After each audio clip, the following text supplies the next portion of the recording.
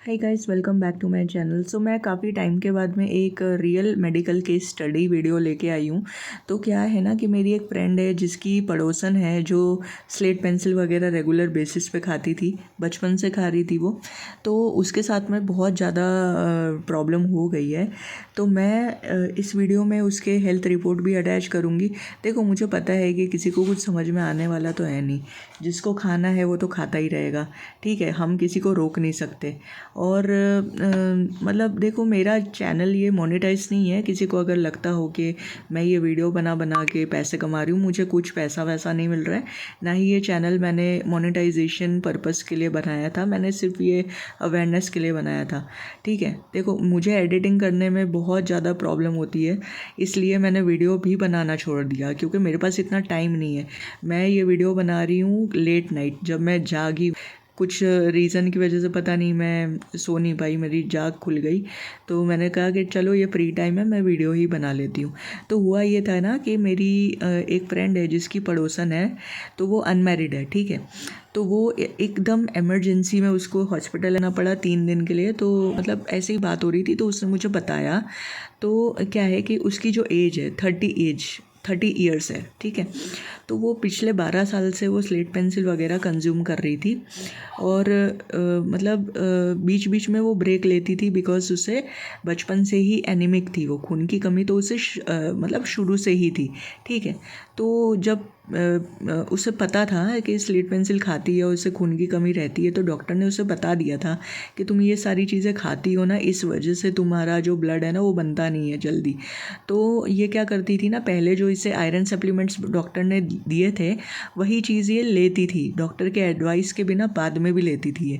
जब इसकी हालत ख़राब हो जाती थी तब ये खुद से थोड़े टाइम के लिए ये सारी चीज़ें स्लेट पेंसिल खाना छोड़ देती थी, और उस टाइम के दौरान ये आयरन सप्लीमेंट्स खुद से लेना चालू कर देती थी, ठीक है।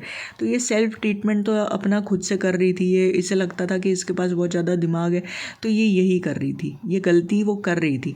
मैंने जो एक शॉर्ट इस चैनल पे अपलोड किया है डॉक्टर प्रथम का, वो एक इंडिपेंडेंट रिसर्चर है, उन्होंने बताया है कि खुद से कभी भी सेल्फ ट्रीट कभी नहीं करना है खुद को। कोई भी सप्लीमेंट हो, चाहे कैल्शियम हो चाहे आयरन हो, आप ऐसा मत सोचो कि अगर आप ज़्यादा खा लोगे तो कहीं ना कहीं वो स्टूल के ज़रिए, पॉटी के ज़रिए वो निकल जाएगा बॉडी से बाहर। ऐसा नहीं होता है। आपके ऑर्गन्स ना, ये सारी चीज़ें करने की वजह से, ये जो हरकतें आप करते हो, खुद से आयरन टेबलेट्स खाते हो, इसकी वजह से आपकी बॉडी कितनी हद तक डैमेज होती है, इस रिपोर्ट में मैं आपको समझाऊंगी, पूरा बताऊंगी, ठीक है। तो क्या है कि वो ऑफिस में काम करती थी, अनमैरिड थी। तो उसको ना हॉट चिल्स आते थे, ठीक है। उसका बीपी फ्लक्चुएट होने लग जाता था। तो वो डॉक्टर के पास गई, तो डॉक्टर ने उसका चेकअप किया पूरा। जब उसकी रिपोर्ट आई, उसे इमरजेंसी बेसिस पे ना डॉक्टर ने बुलाया और हाथों हाथ उसको एडमिट कर दिया। उसको चक्कर वगैरह नहीं आते थे, फिर भी उसका जो HB लेवल था 2.6 ग्राम पे चला गया था।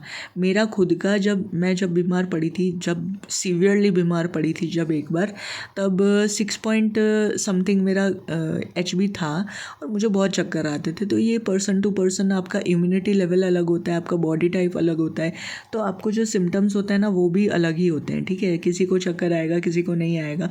तो ये ना काम करती थी पूरा टाइम, मतलब भाग दौड़ के काम करती थी, तो इसको नहीं लगता था कुछ भी थकावट है, कुछ भी इसे फील नहीं होता था, ठीक है। तो इसका जब हिस्ट्री पूछा डॉक्टर ने कि आप क्या करते हो ऐसा, और इसका फुल बॉडी चेकअप जब किया, पूरा फुल एब्डोमिनल चेकअप जब किया, तब इसने अपने हिस्ट्री में ये बताया कि इसे थायराइड है, पिछले 2-3 साल से इसे थायराइड डायग्नोस हुआ है।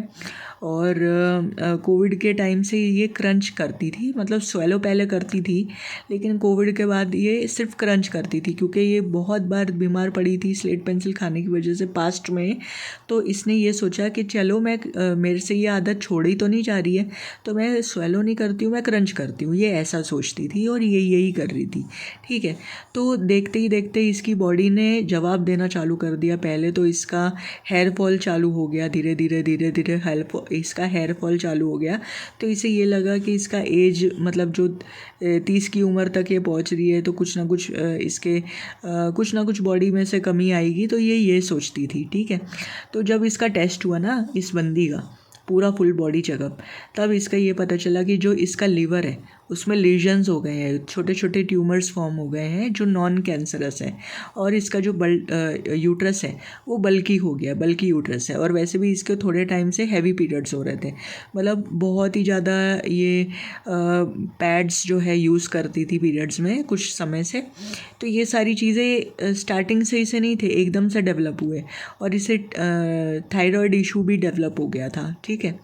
और ये बचपन से एनीमिक थी, और अभी क्या था कि ये जब भी खाना खाती थी तो इसको वॉशरूम में जाना पड़ता था, यानी कि इसका लीवर इतना डैमेज हो गया था कि इसे आईबीएस का इशू था, ठीक है। तो इसके कितने सारे इशू मैंने गिना दिए, एक तो हैवी हेयर फॉल, बल्कि यूट्रस, हैवी पीरियड्स, ठीक है, आईबीएस का इशू, तुरंत खाना खा के वॉशरूम में जाना, और यूट्रस से रिलेटेड प्रॉब्लम, ठीक है। तो आप क्या होता है ना आपके साथ कि पहले पास्ट में भी ये आयरन इन्फ्यूजन्स इसको 6 से 7 बार इसने आयरन इन्फ्यूजन पास्ट में भी लिया था, क्योंकि इसकी बॉडी में आयरन स्टोर ही नहीं रहता था। इसका जो सीरम फेरेटिन लेवल है, आप रिपोर्ट में देखना कितना ज़्यादा लो है। सीरम फेरेटिन एक स्टोर होता है, एक रिज़र्व होता है, हमारे बॉडी में हर एक चीज़ का रिज़र्व है, कैल्शियम का रिज़र्व है, आयरन का रिज़र्व है, बहुत सारी चीज़ों का रिज़र्व होता है। अब ये जो क्रंचर्स होते हैं ना, ये कहते हैं कि स्लेट पेंसिल में कुछ नहीं होता है, हम बचपन से खा रहे हैं, हमारे घर वाले खा रहे हैं, हमें कुछ नहीं हुआ, लेकिन लॉन्ग रन में जाके कोई अपना सिम्टम यहाँ पे बताने नहीं आएगा यूट्यूब पे कि हमको ये तकलीफ़ है, वो तकलीफ़ है।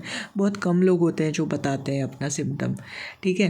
तो देखो, आप कुछ भी खाना खाते हो ना, अगर आपकी हैबिट्स अगर बेकार है, आपके हैबिट्स बहुत बुरे हैं, तो धीरे धीरे आपके लीवर पे अटैक करेगा ये सारी चीज़, ठीक है। तो ये जो ढाका है, इसको भी टाइफाइड का इशू अभी डिटेक्ट हुआ है ना।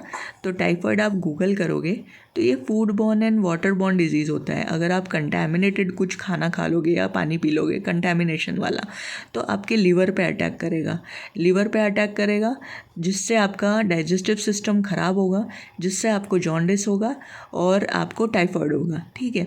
तो एक बैक्टीरिया होता है, एक पर्टिकुलर एक बैक्टीरिया होता है, अगर उससे आपका कुछ खाना या पानी जो भी है कंटैमिनेटेड है, तो आपको ये 2 चीज़ें हो सकती है। जो सेम चीज़ ढाका के साथ हुई है, लेकिन वो कभी ज़िंदगी में ये एक्सेप्ट नहीं करेगी कि इसने गलत इसके हैबिट्स पाले हुए हैं इसने ज़िंदगी में, इस वजह से इसको ये प्रॉब्लम है, ये कभी एक्सेप्ट नहीं करेगी। पास्ट में इसको कॉन्स्टिपेशन इशू भी रह चुका है, डाइजेस्टिव सिस्टम इसका ख़राब है, इसके बॉडी में ब्लड नहीं बनता है। ये खुद ही अपने वीडियो में एक बार इसने पहले बोला था कि ये कैस्टर ऑयल पीती है। कैस्टर ऑयल कोई क्यों पिएगा, आप अपने घर वालों से पूछना। किसी को अगर कॉन्स्टिपेशन होगा वही बंदा कैस्टर ऑयल पिएगा। कैस्टर ऑयल पीने का कोई मेजर हेल्थ बेनिफिट नहीं है कि आप डेली बेसिस पे पियोगे या वीकली बेसिस पे पियोगे। ये आपके जो गट है ना उसको क्लियर करता है, ये सिर्फ क्लियर करने ही के ही काम आता है, और कोई इसका मेडिकल कोई बेनिफिट नहीं है इस चीज़ का, ठीक है। तो देखो, इसने अपनी कितनी सारी चीज़ें ख़राब कर ली, लीवर ख़राब कर लिया, अपने बाल ख़राब कर लिए, अपना यूट्रस ख़राब कर लिया, और सब कुछ ख़राब कर लिया इसने, ठीक है। अनमैरिड है ये, अब इसके लिए मतलब शादी के लिए इसकी तैयारी कर रहे हैं घर वाले। अब इसने इतनी सारी चीज़ें अपनी ख़राब कर ली है। आप सोचो, एक बार अगर यूट्रस में प्रॉब्लम स्टार्ट हो जाती है तो वो जल्दी सॉल्व नहीं होती है, और ये सारी चीज़ें जो खाता है ना स्लेट पेंसिल वगैरह, उनको डेफिनेटली इनफर्टिलिटी का इशू आना ही आना है। अब आप लोग ये मत सोचो कि ये ढाका, अनुप्रिया और बाकी जो लोग हैं, हिना विना, ये इन लोगों के बच्चे हैं। अब ये सोचो कि इन लोगों ने शादी कब की है, वो सोचो। इन लोगों ने शादी अपनी अर्ली एज में की है। जब आप जल्दी शादी करते हो, 18 साल में शादी करते हो, 20 साल में शादी करते हो, तब आपके जो एग रिजर्व्स होते हैं बॉडी में, जो आपका AMH लेवल होते हैं, एंटी म्यूलेरियन हार्मोन, जो एग प्रोड्यूसिंग, जो आपके एग रिजर्व्स होते हैं, एग कितने हैं आपके बॉडी में, उसका एक मार्कर होता है ये।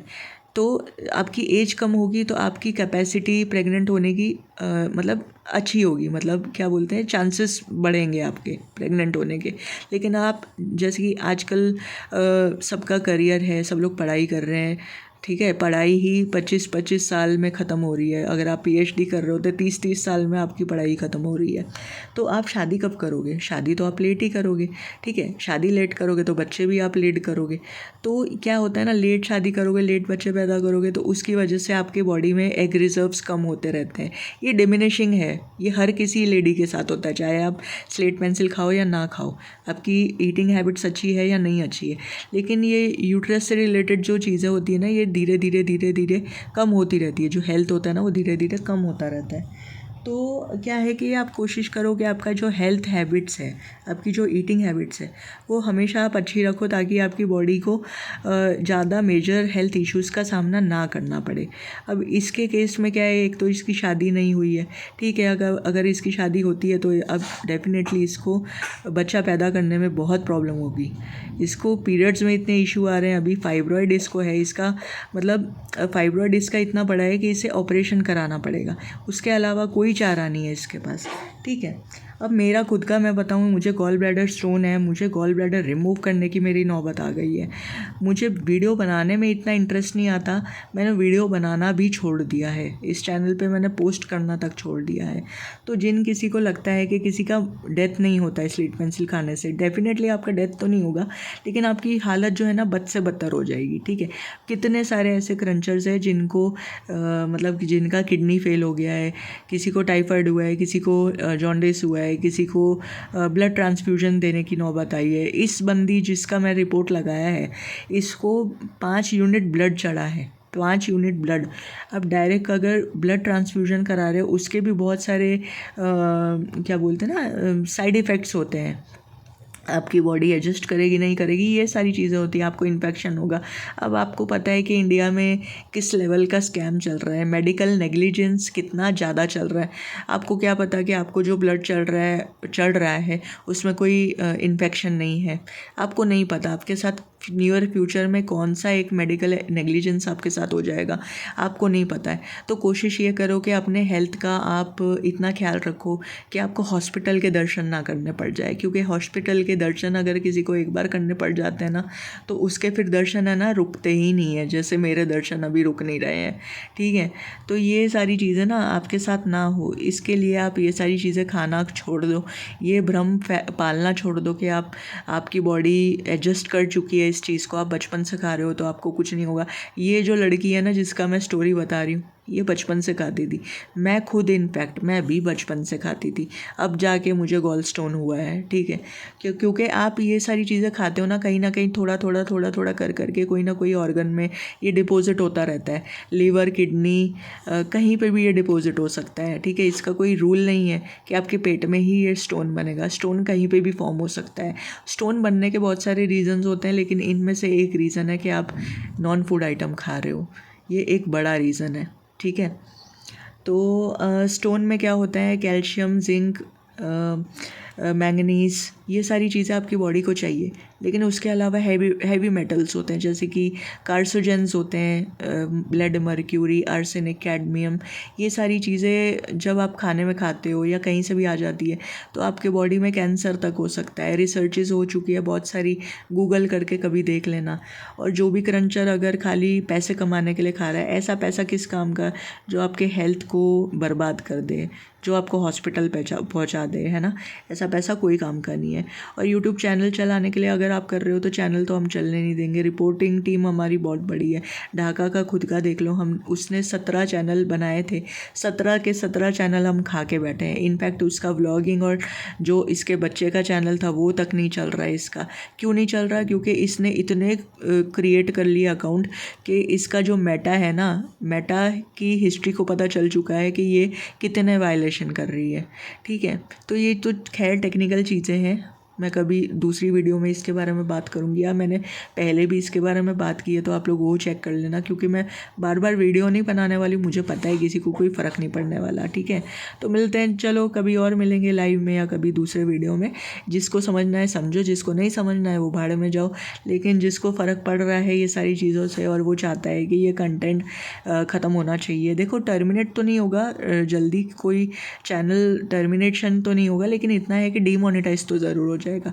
अल्टीमेटली ये लोग पैसा कमाने के लिए ही खा रहे हैं, वरना किसी को कोई पड़ी नहीं है कि कोई जानबूझ के ये सारी चीज़ें हरकतें करके दिखाए और अपनी बेइज्जती कराए सोशल मीडिया पे। ठीक है, कोई अगर वीडियो ये सारी चीज़ें खा करके बना रहा है, ज़रूर उसके पीछे उसकी बहुत बड़ी मजबूरी है, ये समझो, और उसको ज़रूर पैसे की ज़रूरत है, वरना कोई इतना पागल नहीं है जो ये सारी चीज़ें बना करके वीडियो पोस्ट करेगा और उसे मज़े आ रहे होंगे। बिल्कुल ऐसा नहीं है। ठीक है, तो चलो मिलते हैं नेक्स्ट वीडियो में या कभी लाइव में मिलेंगे। अभी के लिए बाय, टेक केयर।